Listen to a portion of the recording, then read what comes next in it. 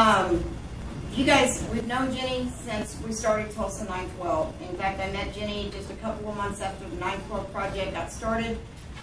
Ron and myself and a couple other people went to Oklahoma City because we wanted to see what Oklahoma City 9.12 was doing, and that's where I met Jenny.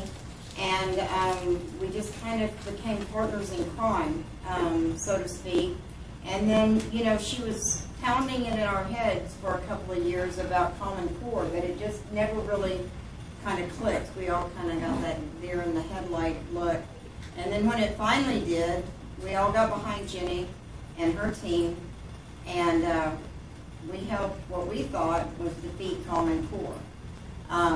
You know, on March 17th, or was it, yeah, March 17th, which is St. Patrick's Day, 250 people showed up at the state capitol wearing green shirts that said Common Core is not okay. And we thought we were successful, however I hear that we're not, and Jenny's going to explain to us what's going on and I guess what we can do about it. Is that what you're going to do? Oh, wait. Please allow me to introduce the most honorable mayor of Luther. Thank you. Oklahoma. Thank you. Miss Jenny White. Thank you. Thank you so much. I'm actually going to try to Facebook Live this today. Oh, except it's saying no, it's not going to. Okay, there we go. All right. I had been writing for School Reform News for the Heartland Institute for a number of years, and it just kind of hit me that this would be the time that we kind of needed to revisit where we are on Common Core. It's been a number of years gone by, and you know, where are we?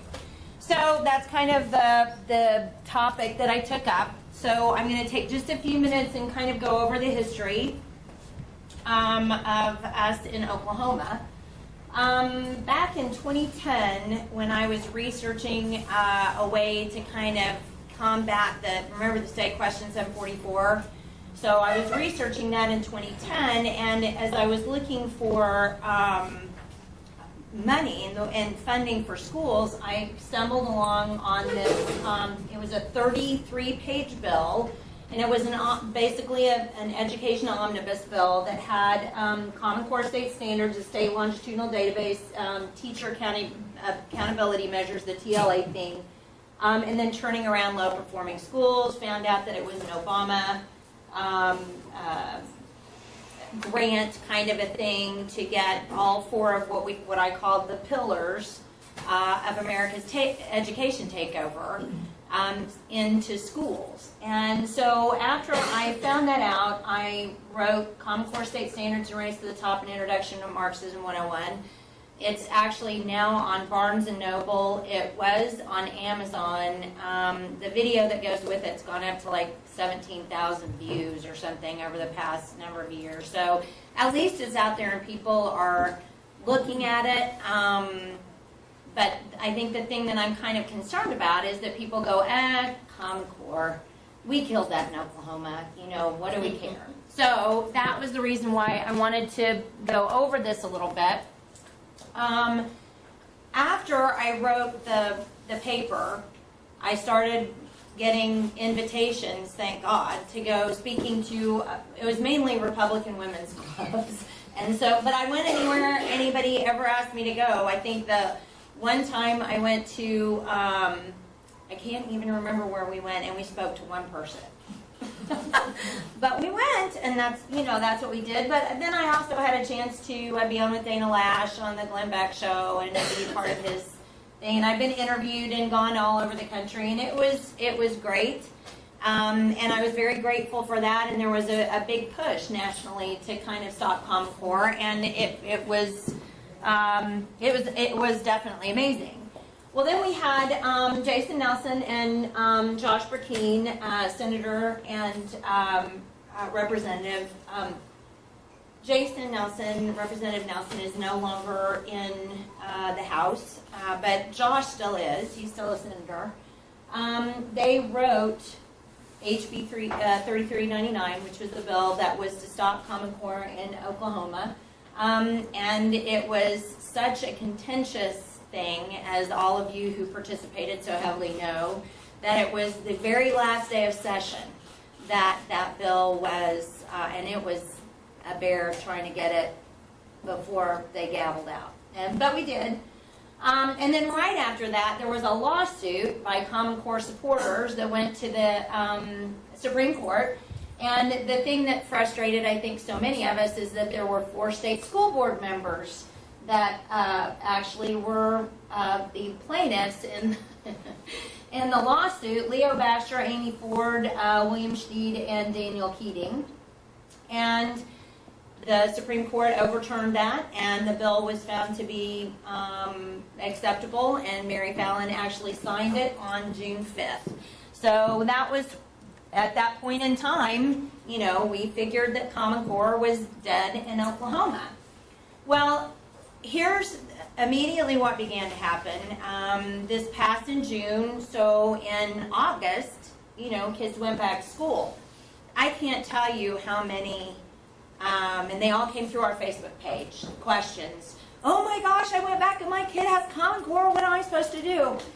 Well, I immediately called Representative Nelson and Senator Burkeen and said, okay, here's what's going on, you know, how are we going to handle this? Well, it took some time for Representative Nelson to kind of go back through the bill, and we went back through the bill and looked at the bill and did all of that and figured out that we had no enforcement mechanism.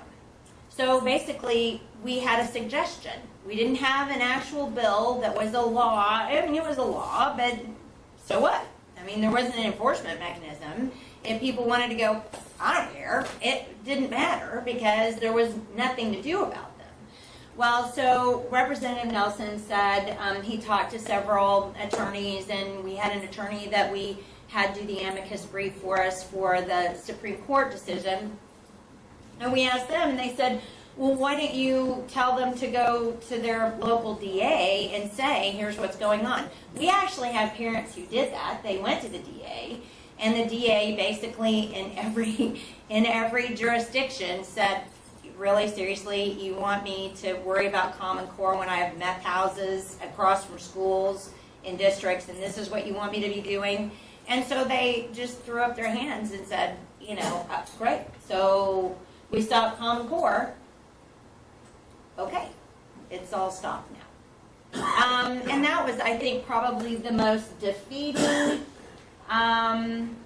thing about the entire fight. I mean, because I have to tell you, it was a fight, and it was 5 long years out of my life that I couldn't get back with my kids or anything else, where I just did nothing but this. And then, you know, well, guess what? We have a law, and it means nothing. But I will tell you this: we have a whole bunch of laws that mean nothing. So at least we can take comfort in that. It's not the only one that doesn't mean anything. The other thing was, we were told, well, parents need to run for school boards and stop it there. Here's the other thing, and the most wonderful thing about education now. Do you know what it costs to run for a school board seat anymore? Depending upon your locality and how large it is, it can cost you tens, if not hundreds of thousands of dollars to run for a school board seat. You got it? That's not paid. Got it? It's a not paid position. It's a not paid position, and you're supposed to go glad hand your friends for $100,000 to run for school board. Anybody got that? Got it? I don't have it. I flat don't have it, and I'm not going to go, you know, beating down doors for $100,000 to run for a school board seat. So, okay, so how much control do we have now? Yay! Don't you feel better? All right, so then we went through the whole rewrite saga because we thought, okay, this sucks, frankly, you know, okay, but we'll get involved with the standards rewrite thing, and then and that whole procedure, and then we'll stop it there, and that'll work, and we'll just keep them out that way. Well, so I don't know if you remember, but there was an election in 2014 for the school superintendent, which ended up being pretty contentious, and So that went on, and even though Janet Parisi, our former superintendent, had a plan, the new superintendent came in and scrapped the plan, and so then they had to start from zero, which meant that we lost all of that time writing standards or doing anything on that. They didn't even start to have public input until, I think it was February in 2015, and that's when we had Dr. Stotsky, who is, well, she's just really, I think that the premier person in all of the United States on how to write standards, and she was from Massachusetts. They had the best standards in the nation. They were always top in the NAEP scores. So it was a wonderful thing to have her. And then we had Dr. Larry Gray from math. He was in Minnesota. And they talked about how to keep it out. And then they had 4 drafts that were published. So they put together the committee. The committee told them basically what to do. Basically, the committee at large wasn't really listened to, but they prepared these drafts because they're teachers and they know better, and we're all supposed to, appreciate teachers as the saints of our community. And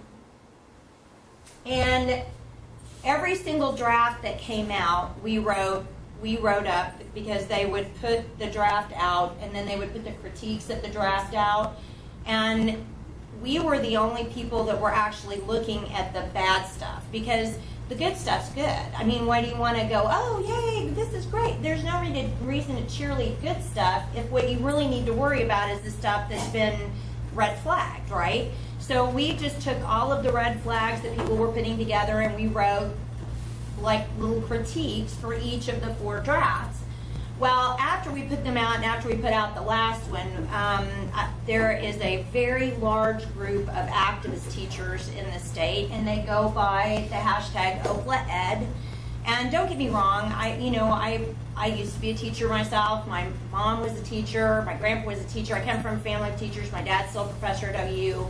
I like teachers, but we've built teachers. We put teachers up on a pedestal because they interact with the community and they can do no wrong. And so it doesn't matter what a teacher says or how nasty or ugly a teacher is. I had one teacher get on my Facebook page, and she actually even made up a lie about me and then spread it around. And it was very frustrating to see the kinds of, and then some of these teachers that have blogs out there where they cuss in them and they call people names, and it's just ridiculous, but yet we're supposed to hold them up as pillars of society. I'm sorry, I completely disagree with that. There are some great teachers, but there are also some pretty lousy teachers, and there's some teachers, frankly, that don't need to be in the classroom teaching our children. And if you can't be civil, you really don't need to be in a classroom teaching children. But you can't say that you're uncivil because, they're all angels from heaven, and how dare you.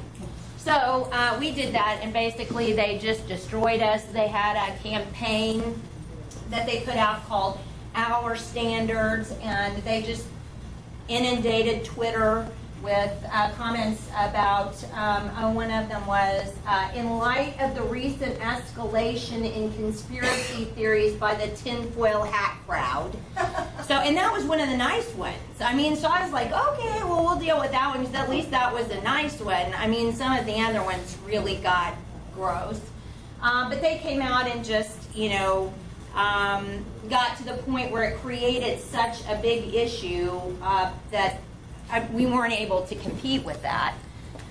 So what ended up happening was, at the end, one of the reasons why we left 3399 was because it was going to allow the legislators to vote on the standards. So we thought, this is great, they have a voice. Well, and that people had a voice. Well, we didn't really have a voice, because in the end, the Oklahoma Senate actually gavelled out of session to avoid voting on them because of all the controversy. So they gavelled out, and then that was the end of it. Because of a quirk in the bill was adopted by administrative procedures once the Senate gavelled out, and so the standards, the Oklahoma academic standards, were made law at that time.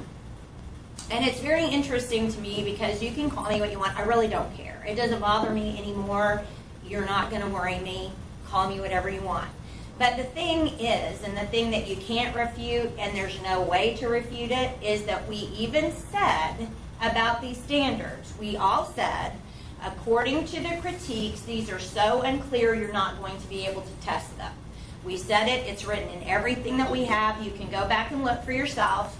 So very quietly, about 6 months after the standards went into state law, oh my goodness, the State Department had to file a waiver with the federal government because the standards were not clear enough to test. So it irritates me beyond belief because I don't make stuff up. I've never made anything up. The paper that was the original paper that started it all was based on 179 citations. So I didn't make the stuff up, I just compiled it. But that's where we were, and that's how we got where we are now. Now, because of the fact that that has been several years ago now, I thought it would be a great idea to just kind of check with some people and see kind of what they felt about where we are in terms of Common Core in the state today. So the first thing I did was go to a teacher. Sandy Harrell is a math teacher in Oklahoma City, and she was actually very involved in trying to stop the Oklahoma academic standards. She had the same problems with them. They weren't clear. They pushed too many standards down so that the little kids weren't able to really get a grasp on them. They were over their head. So I asked her. I sent her some questions, and I asked her, and she mailed me back. And so here's what she said. She said, Common Core is not gone from Oklahoma classrooms, and she was very specific about that. And she said, some teachers and administrators thought that adopting Common Core was a step in the right direction, so some of them still use Common Core in their classrooms because they legitimately believe them superior to the Oklahoma academic standards. So they use them anyway. She said that Oklahoma teachers are grasping at straws to try to satisfy the Oklahoma academic standards on limited budgets, so they go outside to outside curriculum specialists, and then what those curriculum specialists do is they take the Oklahoma academic standards and then align them to Common Core and give them stuff that they can teach. So Sandy says, well, I'm really curious how Smith Curriculum and Consulting, this is a big one that apparently goes to the conventions and things and tries to sell their products to teachers. And she says, I'm really curious how this curriculum and consulting firm can equate each Oklahoma academic standard and Common Core standard to provide teaching resources if they're not closely related. So, and that's a teacher.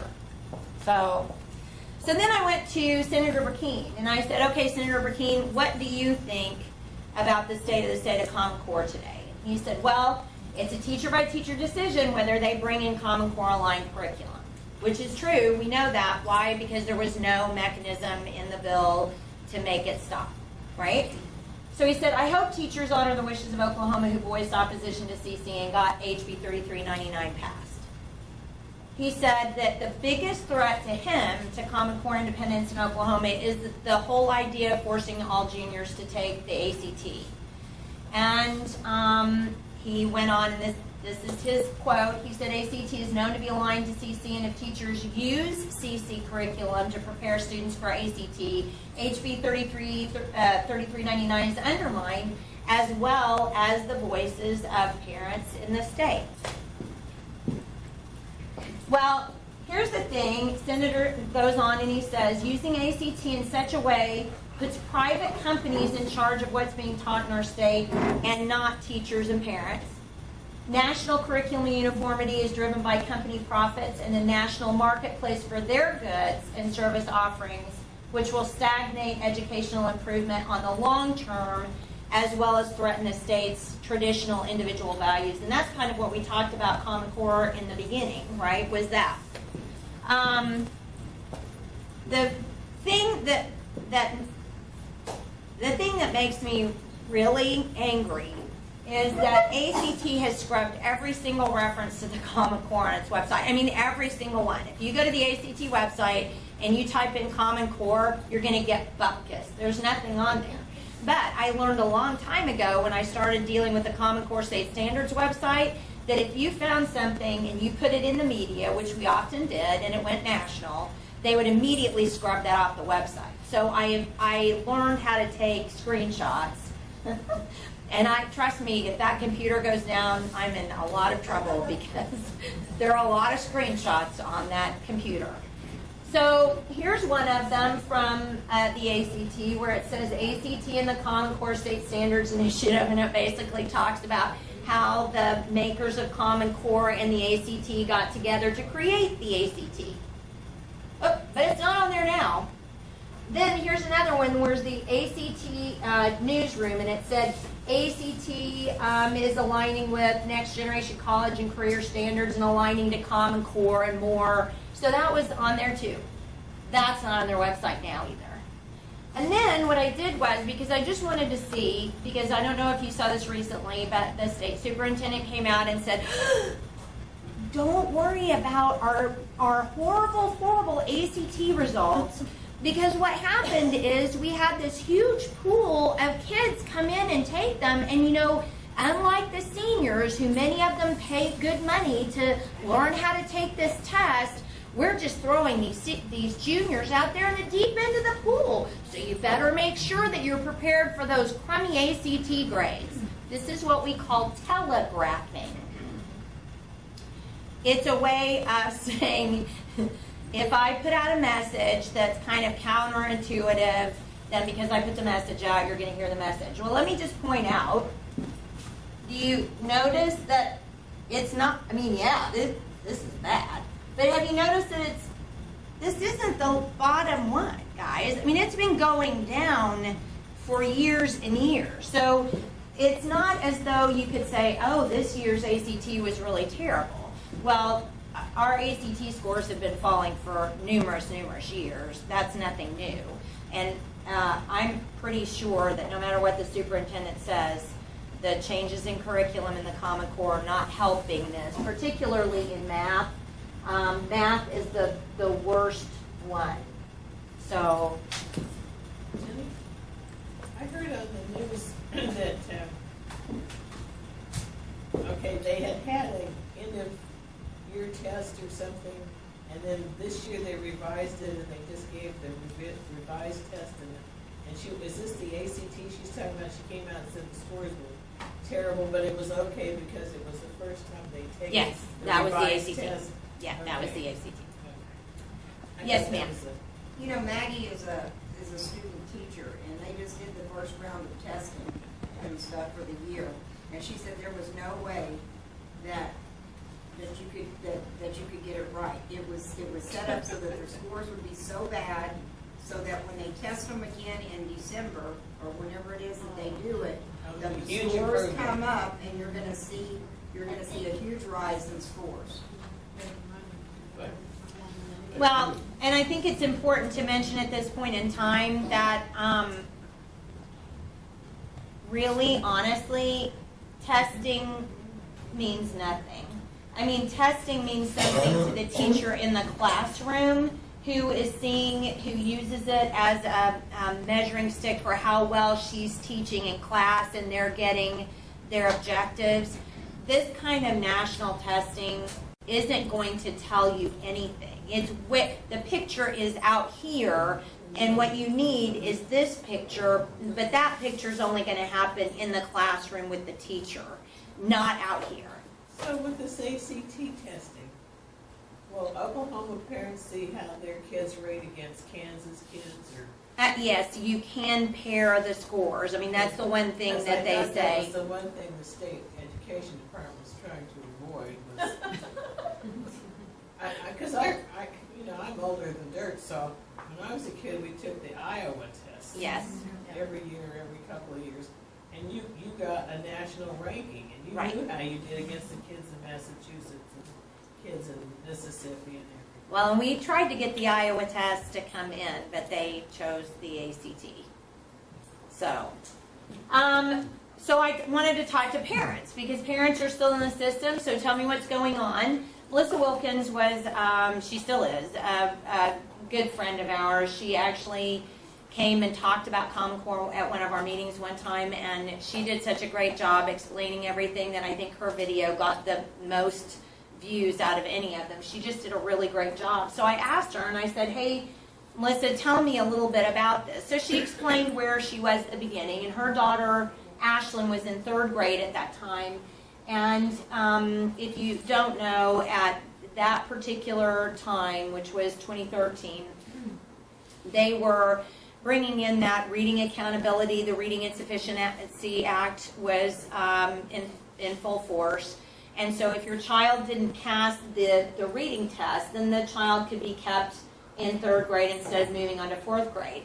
Well, I don't know if you know this or not, but you don't motivate people by scaring them to death. And so that's probably, if you're not going to motivate adults that way, you're probably going to not motivate kids that way.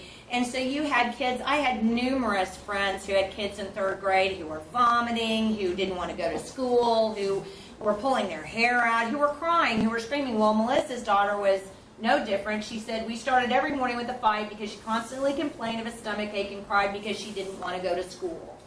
Ashland's school was implementing CC in English in time for the state's new 3rd grade reading test, and if students didn't pass, they didn't go to 4th grade. So Melissa, wanting to know what was going on with her kid, started studying Common Core, but then she also started studying Oklahoma education policy, and she also got involved with fighting for the repeal for Common Core. I'm telling you, you let parents who are motivated work, they will absolutely overrun and root out any educrat. I mean, there's just, I promise you, because the educrats say the same 3 things. It's great.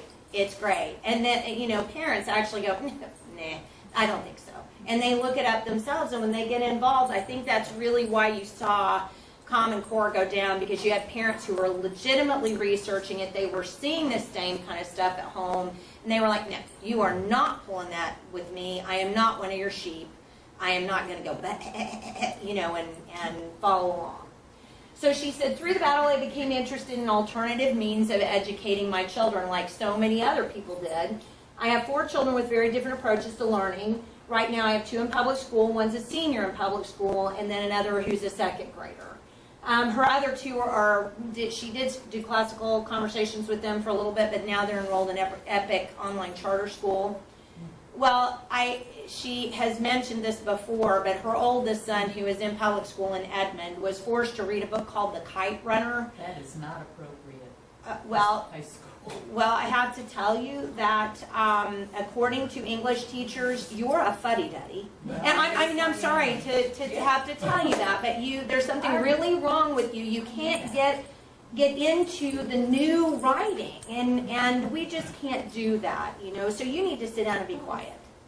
So what is the The Kite Runner is written, it's set in the Middle East, and it's about a family who are elite, but they have a family who serve them who are low class. And the little boy is also the sex partner of various I figured men. there was something like that. Oh, and they've had, I wrote an article that was in the Federalist that got, I think I wrote it a year ago or 2 years ago now, and it was one of the top read stories on the Federalist about all the smut that public schools are having kids read.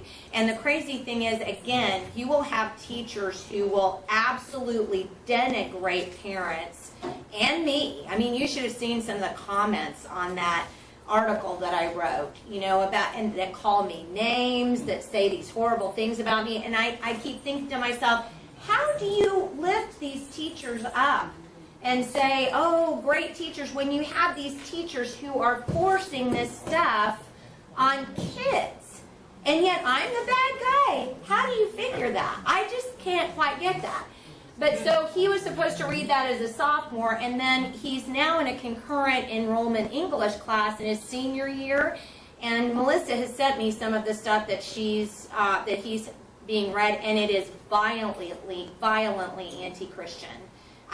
Just unbelievably. And she's had to get involved in that battle and go to the the person at UCO. It's a concurrent class with UCO, and she's had to go to them and talk to them about it. And the teacher gave him an F on an NRA paper that he wrote because it was, the NRA. So she just gave him an F, apropos to nothing. So I'm telling you, we think one thing about schools, but yet if you're in the schools and you have kids and you're involved, because you have a lot of parents out there drop the kids off at school, go on down the road.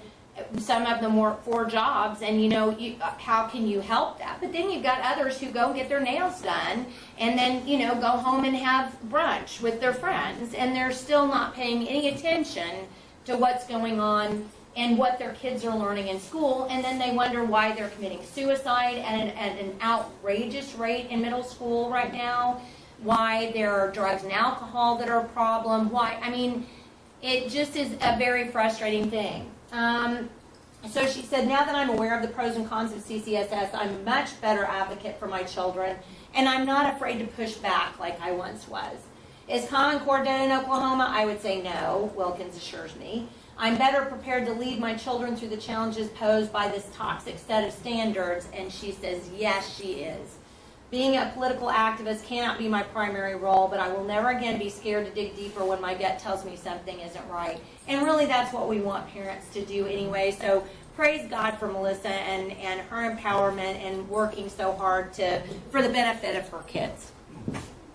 Jenny, I think people would be shocked if they knew the percentage of lesbians and gays that are teachers in the public schools. Well, and if you look, I don't know about you, but I have several news services that I get, news feeds from every day, and there is not one day that I can think of anyway where I haven't had a teacher come up for having sex with a kid in class. This has become epidemic proportions at this point in time, where you have teachers in the classroom that are having sex with the kids that they're supposed to be teaching. It's disgusting. So I have another friend who's actually a teacher of teachers. So I thought this is a great place to start. Let me go back to Barbara McClanahan and I'll talk to her.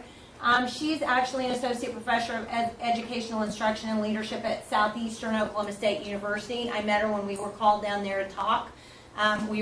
She talked first, and we talked behind, and I was kind of mad because I was like, everything she had, we had. I said, where did you get that? She said, you can find it all over the internet. And I went, well, there you go. Why isn't everybody else doing that? Until Common Core was repealed, she spent her time like us, testifying before interim studying committees, writing, tracing across the region, talking to people about Common Core. She wrote a blog when I contacted her and sent her an email and said, hey, Barbara, can you answer some questions for me? She wrote a blog from it and shared it with me. I really wasn't anything at all surprised by anything that she said in the synopsis. But the personification that she gave me of the fight was amazing. And so I wrote the whole thing in here because I wanted you to hear what she said. In the fall of 2011, when I taught my emergent and primary literacy classes, I began to have my teacher candidates attempt to apply the new CC standards to the lesson plans they were required to write for 1st through 3rd grade students. We began to discover that the standards components for these age groups and grade levels simply did not match the developmental concepts they were learning about in their textbooks. I became quite frustrated and began looking outside my institution, which seemed to have no answers or an explanation. So she actually noticed this as she was teaching her teachers. Common Core, to her, was a hollow victory in part because both Oklahoma City Public Schools and Tulsa Public Schools, the 2 largest public school systems in the state, said, we're going to teach it. Too bad. That's just the way we're going to do it. So what was the point then? And if you have the 2 biggest school systems teaching it, then again, all the curriculum is going to be written for where it's most used. So again, how do you escape it? It just is what it is. I liked this one too. Whereas I used to feel that standards were a useful tool, the fact that they've been co-opted in the service of high-stakes standardized tests makes their usefulness highly questionable. Standards, in the end, lead to standardization, which is fine for widgets, but not so much for kids. I think that's probably, I would have to agree with her. So what about me? Well, I will tell you, I've written several things that are all on my blog. If you're interested, I have reams of information about why education policy is done. I mean, there is no way at this point in time for any of us to fix education policy. It's simply not going to happen. If you, and I applaud, Trump for bringing in, the second guy under Betsy DeVos, and but it doesn't matter. You still have the ESA, or the ESSA, which they're working on now, which is still, going down to the states, and the states are still trying to do that. And you're still having educational policy that's being written by things like the National Governors Association, and the teachers organizations. And I mean, how do you, as a parent, insert yourself into that? There isn't. I mean, the whole idea originally was that you had local schools. You had a local school board. You went to the school board and you said, guys, we can't, this is happening in my class. They're reading Kite Runner. And they went, oh, well, we're not going to do that, because you would get a number of other parents behind you saying, oh, that's crazy. We're not going to do that. And they would say, oh, okay, we'll fix that. That's not going to happen. You have parents, like I wrote about in Federalist, who have these, one of them in Edmond was reading The Bluest Eye by Toni Morrison. I don't know if you've ever heard of this book before. Yes. It's pornography. Yes. If you cannot read that book and tell me that's not pornography, you really need a better definition of pornography. I didn't read that book, but I was asked to stand up in front of a National Freedom Works convention to read a passage from it, and I could not do it. Yeah. You seem to have in-depth knowledge of that. Looks like you picked up something. I know a lot of weird places, but I could not say what it said on that page out loud. Well, and here's the crazy thing. Josh Burkeen actually read a section of it on the Senate floor, and you would have thought he was killing a pregnant dog, because the teachers came out of the woodwork screaming and yelling, well, you can't, that's Toni Morrison. And I mean, it was, I have no idea. And I guess that's the other problem.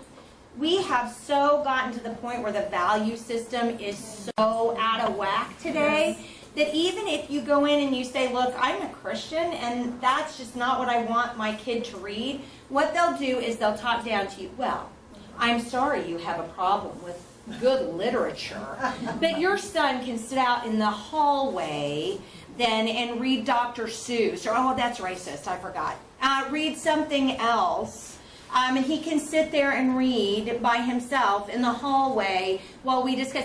They have no interest in trying to help parents. They have no interest in understanding that this is inappropriate. And that's not just Oklahoma.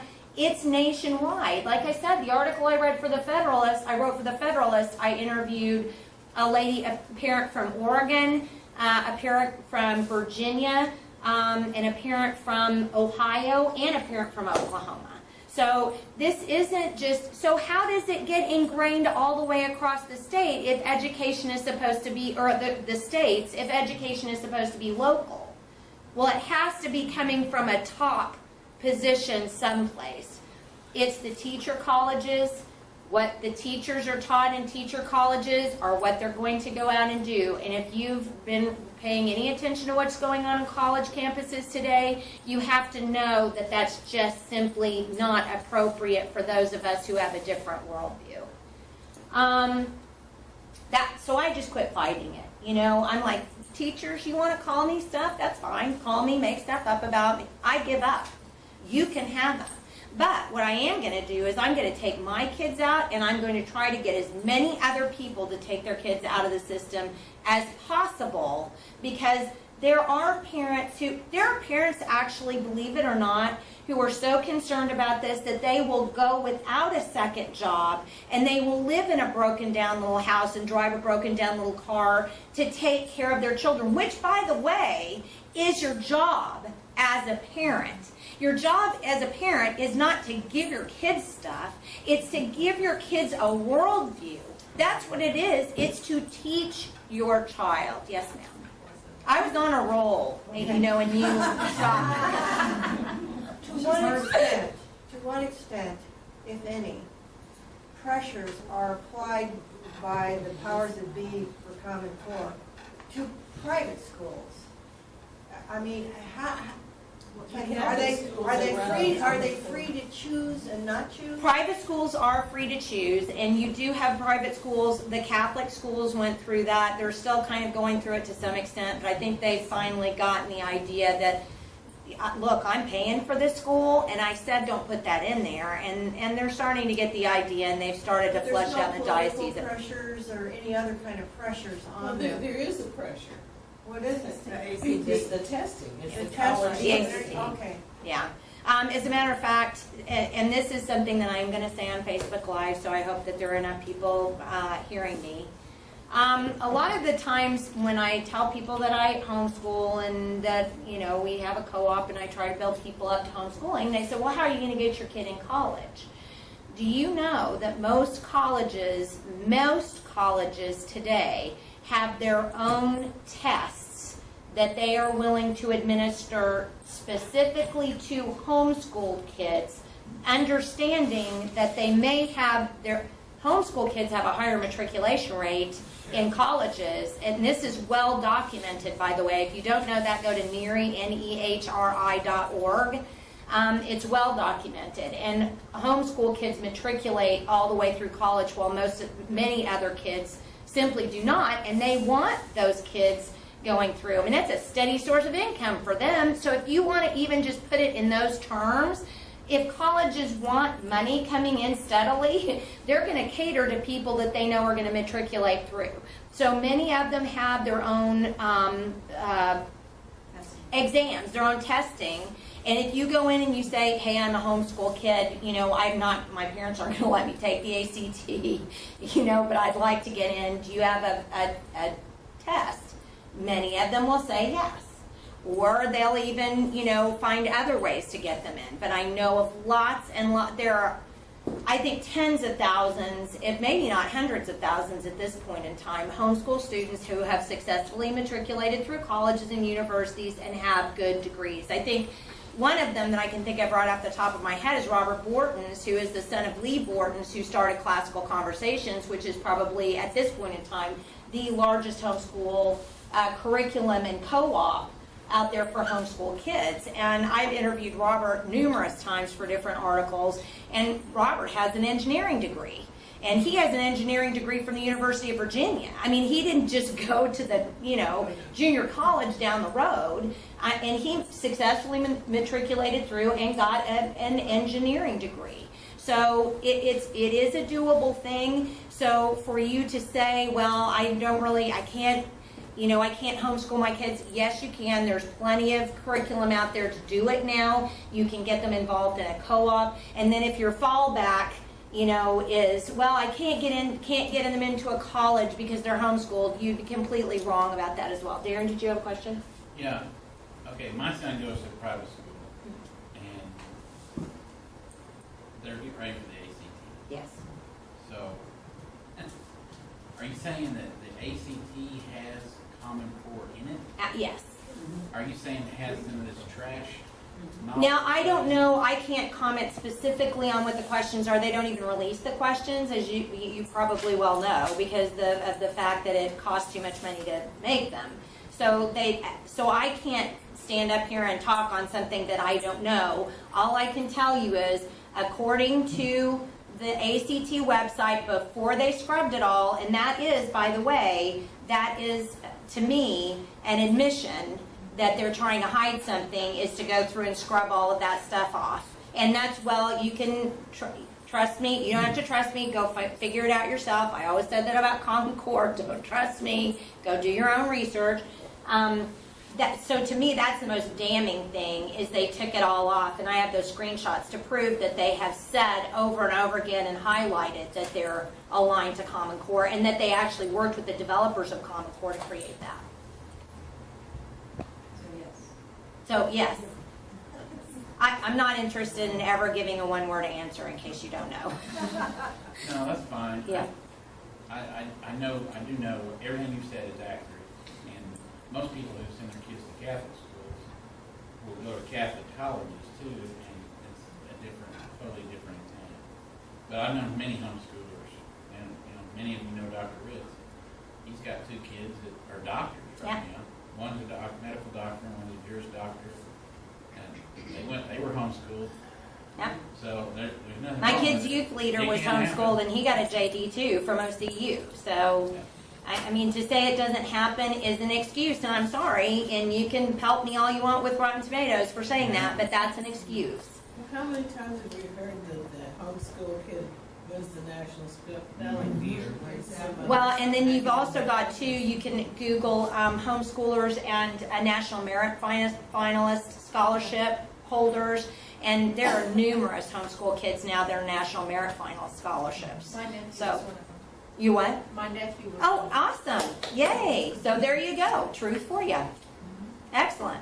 Yes, Debbie. I have heard from various sources that when they do these standardized tests, and I'm assuming it's kind of the same with ACTs, that even the teachers don't know, when they get the scores back, they just get the score. Correct. They don't know which questions they've missed. Yeah, no, they don't do And that. they don't know anything about any kind of patterns in the class, so that doesn't even give the teacher feedback as to what she's missing as far as teaching. But other than Iowa, most standardized tests, because I had my kids, as they were transitioning from middle school to high school, I had my kids take the Stanford test, which, by the way, my kids would come back and go, when they'd have a break, from one section, they'd come and they'd find me and they'd go, "Oh my gosh, Mom, there were so many Common Core questions."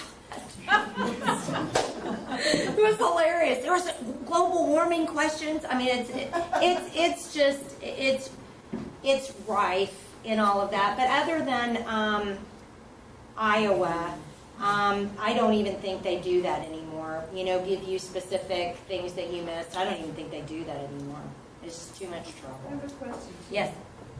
Do you know anything about the EPIC homeschool? Yeah, the Epic Charter School System. Yes.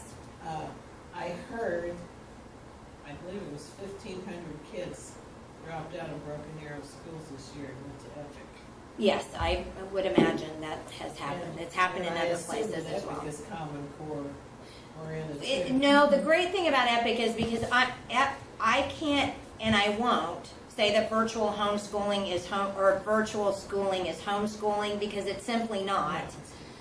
But it is schooling at home, and I'm all for schooling at home, because I think most of you have heard the story about my son, my oldest son, who was bullied, and that's how we started homeschooling in the first place, because he said, "Can you please homeschool me?" And I'm like, I'm a public school advocate. I don't know how to do that. So, I mean, you talk about stepping off of a treadmill. That was a huge step off of a treadmill for me. As long, So can you do homeschool you me? use classic conversations? No, we actually are to the point now where I just kind of make up my own. And we use bits and pieces of different things, and I'll usually find a book I like, and then we'll make up a curriculum from the book instead of trying to do that Well, any other way. because you are trained as a teacher. Correct. You have an advantage. That's over correct. Some common schmo like me that would try to do it. So I think what I'm hearing from you, if you're not prepared to do something that's EPIC might be a good alternative. Oh, If you like can. I was going to say, I think there's a great place for Epic, and they have a number of different curriculums that are available. So you, as a parent, have choice as to what curriculum your kid is going to go into, and you get to pick that out. So I don't have any problem with Epic, and I've always been very supportive of them, because I frankly would rather kids be at home with their parents than at school anyway. And if that means that you do it on a computer, I am not going to be the homeschool person who looks down my nose and says, "Well, that's not homeschooling." Because it's schooling at home, and that's perfectly fine. And you're right, although I will tell you this, even though I was trained as a teacher, I didn't know I was trained as a high school teacher. I mean, I taught high school kids. So when my kids were little bitty, I just looked at them and went, good job. I had no idea what I was doing. So that's when we got into classical conversations, and we did that because it was an easy way for me to start, because there was a curriculum right there, and all I had to do was follow it. And it wasn't until they got older where I felt more comfortable, because, you know, I had taught high school and upper middle school. And so that's when we transitioned over away from classical to, you know, a more...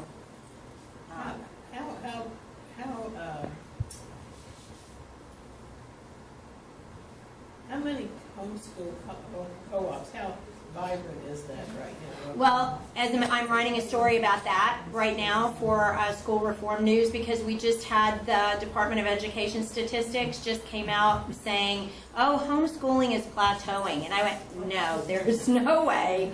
So I started calling around all my friends who actually, like Robert Borden's, I interviewed him, and Brian Ray from NERI, the National Education Homeschooling Resources Association, and I got all of the information from him, and no, what the National Education Statistics, the NCES, what they're saying, well, they just don't collect the right data.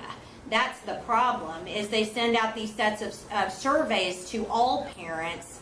So, I mean, homeschooling is still a fractional part of the population. So if you draw the wrong population, you're going to make it look like there's nothing there. So that's improper sampling is how that boils down. If you know anything about statistics, they did not properly sample the population before they released that information and made that Well, like the state of Oklahoma has, I think, some of the most liberal laws regarding Yes, we homeschooling, do, absolutely. whereas other states have made it harder and harder and That's harder correct. to homeschool. East Coast schools are very bad about it.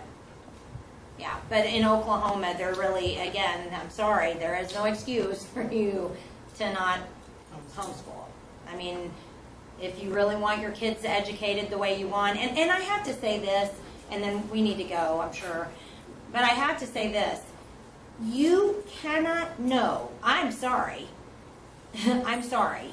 You cannot know your children if you drop them at a door of a school and leave them at a school all day and have them come home to you, because most of them, you drop them off at the school door, then after school they've got this club or that club, or they've got sports or something. They're not even walking in the door until 5 o'clock or 6 o'clock in the evening, and then you're supposed to sit down and have a discussion with them in 2 hours or an hour or something around the dinner table, or maybe you don't even have that because they've got a game, and you are not getting to know your kids. And I promise you that I know that for a fact, because I had kids in public school and I had kids at home.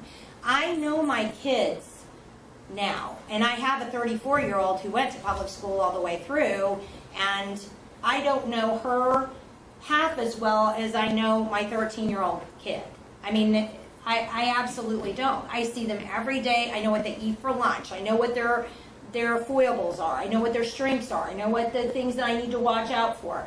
I know those kids. And it's kind of a sweet, off the topic a little bit, and my son will kill me for saying this, but I'm going to say it anyway, just in the event that this never gets back to him. So today we had lunch, and my son, who's a sophomore, came in, and I have two that are sophomores, and they're dating now. And, that's another very interesting thing. So he comes in to me today, and he sits down, and he's my quiet kid. He teaches himself how to do everything. He bought a motorcycle, fixed it up just by doing YouTube videos. I mean, he's a brainiac, way over my head. So he comes in and he sits down, and 25 minutes he just sat there and talked to me about this girl that he's having, 25 minutes. I was starting to go, can we pick this up later? I mean, So, I mean, it's great to have that opportunity because I promise you, I never went through that with my oldest daughter. I never got those really sweet little moments like that, and I miss that, and I'm very glad I have them, with my kids now. So there you go. Any other questions before we wind it up? Yes, ma'am. Not a question, but a couple of comments. Oh, okay, sure. Comments. Back in 1980, when I said, Lord, show me where I've been deceived, you opened my eyes on humanism, because I was a teacher too. But anyway, Ken Ham has this book, Already Gone. Yes. And I encourage people to get it. And he says, I agree. because they've been taught evolution, they don't believe in creation. Right. And then this man has Not on My Watch, and he documents how communism is taught in school. So I encourage people to really just get the kids out. And then if you have time, this is a great little book from 1895, Missouri. Selections from the Bible, Public Schools. Yeah. And I mean, you don't even, it's like 200 selections, and they're like 8 to maybe 14 verses. The teacher would read one verse, the students would read the next. I mean, this is where we were, And Well, let me build even on what you said. I'm getting ready to write another article about classical literature. And we've talked about The Bluest Eye, we've talked about The Kite Runner. Well, I had always said, these are bad books, but I never had anything to compare them with because I went through public school, and even though my mother is an amazing literature and English teacher, I never read the classics. So once Audible became available, anybody know Audible? Love Audible. I plug it in, I listen to it while I'm doing all my chores. I managed to get through 13 classic books. And I will tell you, one of my first ones was Dracula, because I thought, I'm going to pick one that the kids would want to read that's probably really tacky, and I can say, okay, look, see, this is a classic book, and it's really tacky. Do you know that every time they went out to fight Dracula, they said a prayer? Every single time. Lord Jesus, please help me defeat this vile, satanic thing. I kept thinking, are you kidding me? So that whole book was absolutely full of prayers, and not just God, but Jesus. Jesus, we ask your help. I'm like, I'm reading Dracula, seriously?